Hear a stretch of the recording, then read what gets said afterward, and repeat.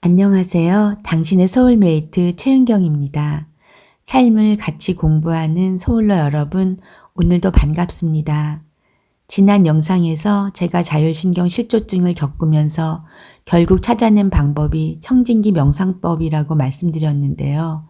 오늘은 그 전에 제가 받았던 여러 치료들이 왜 큰 도움이 되지 않았는지, 그리고 제가 왜 내면 소통이라는 방향으로 가게 되었는지 말씀드리고, 마지막에는 청진기 명상법을 실제로 어떻게 하는지 간단하게 알려드리겠습니다. 저는 그동안 다양한 치료를 받았습니다. TMS, 호아타 치료, 도수 치료, 산소 치료, 뇌기능 개선 주사, 줄기세포 치료까지. 제가 말씀드린 이 치료법에 대해서 세세히 제가 설명하진 않겠습니다. 저보다 더 의학적으로 설명을 잘해 주시는 분들이 계시기 때문에 그분들의 도움을 받으시고, 또 이런 치료들을 하는 병원을 저도 입원도 하고 줄기세포 치료까지도 받아봤지만 큰 도움이 저는 되지 않았습니다. 그러나 저는 심하게 망가진 상태였기 때문에 치료가 안 될 수도 있고요. 여러분들 중에는 그래도 유튜브에 나오는 그 신경외과에서 입원실에서 이런 치료들을 받을 수 있는 병원이 있어요. 한번 받아보시고 도움 받으셨으면 좋겠습니다. 도움이 조금이나마 되는 분들도 있더라고요. 어쨌든 저는 그 당시에는 정말 간절했기 때문에 좋다고 하는 건 거의 다 해봤습니다. 그런데 결과는 솔직히 말씀드리면 저는 근본적으로 좋아졌다는 느낌은 없었습니다. 이유를 나중에 알게 되었습니다. 자율신경 실조증은 특정 장기 하나의 문제가 아니라 뇌와 신경 전체의 문제라는 것입니다. 하나 예를 들어 볼게요. 우리가 술 때문에 술을 많이 먹어서 간이 망가진 경우에는 간을 집중적으로 치료하면 좋아질 수 있습니다. 하지만 신경이 망가져서 간 기능이 떨어진 경우라면 간만 치료해서는 해결되지 않습니다.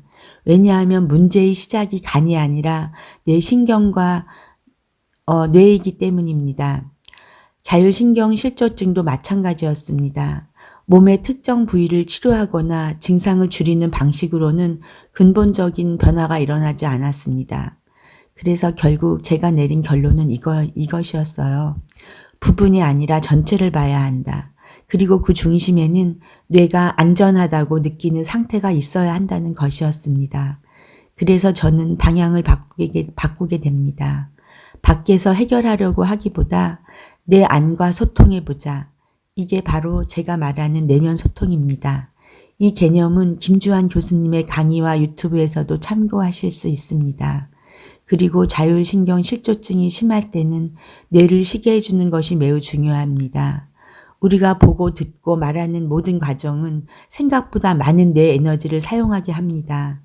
자율신경이 예민해진 상태에서는 이런 감각 자극이 부담이 될 수 있기 때문에 완전히 차단할 수는 없지만 뇌가 편안함을 느낄 정도로 감각 자극을 줄여주는 것이 중요합니다.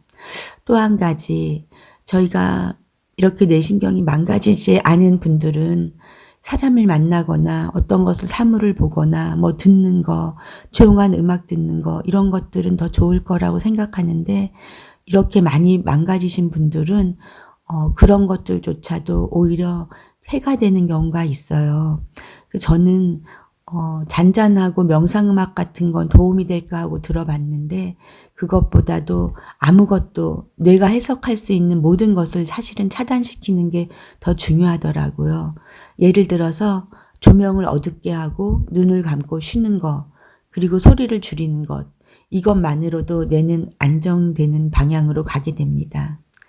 저는 처음에는 이어폰으로 소음을 차단하는 방법을 해봤습니다. 소음만 차단해도 귀를 막고 소음을 차단하니까 숨소리가 더 크게 들리고 집중할 수는 있었습니다. 하지만 그것으로는 충분한 안정까지는 가지 못했습니다. 그러다가 제가 찾아낸 방법이 바로 청진기 명상법입니다. 청진기를 심장에 대고 내 심장 소리를 듣는 것. 이 방법을 하면서 저는 몸이 편안해지고 안정화되는 변화가 분명히 느껴졌습니다. 그리고 이 방법은 스트레스가 많은 날, 마음을 진정시키고 싶을 때, 잠들기 전에 활용하시면 숙면에도 도움이 될 수 있습니다. 이제 제가 간단한 방법을 알려드리겠습니다. 그 전에 청진기 구입 방법에 대해서 물어보신 분이 계셔서 잠깐 말씀드리겠습니다. 청진기는 인터넷이나 의료기 파는 곳에 가서 구입하시면 되는데 너무 비싼 건 안 사셔도 돼요. 간호사들 실습용 정도로 구입하시면 됩니다. 그러면 자세는 편하게 앉거나 누운 상태에서 시작합니다.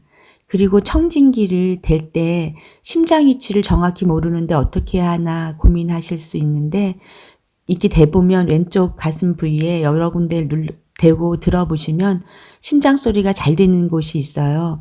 잘 찾으셔서 옷 안에 살에다가 닿게 해주세요. 옷 위에다가 하면은 잡음이 들려요. 옷에서 스치는 소리 같은 것이 들려서 잘 안 들리거든요. 그렇게 하시고 청진기를 잘 들리는 심장 소리가 잘 들리는 부위에 대고 듣습니다. 시간은 처음에는 1분에서 3분 정도로 좀 짧게 시작하시고요. 편안해지면 5분 정도까지 늘리셔도 좋습니다. 이때 가장 중요한 것은 잘하려고 하지 않는 것입니다. 집중이 흐트러져도 괜찮고 또 다른 생각이 올라와도 괜찮습니다. 다시 심장 소리로 돌아오시면 됩니다.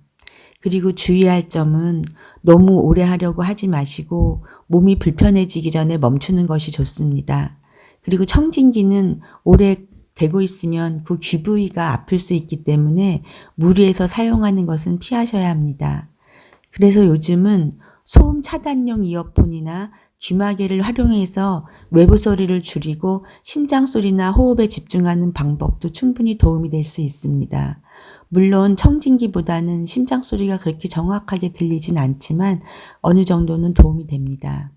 이 방법은 시험 전이나 면접 전처럼 긴장이 많이 되는 상황에서도 도움될 수 있습니다.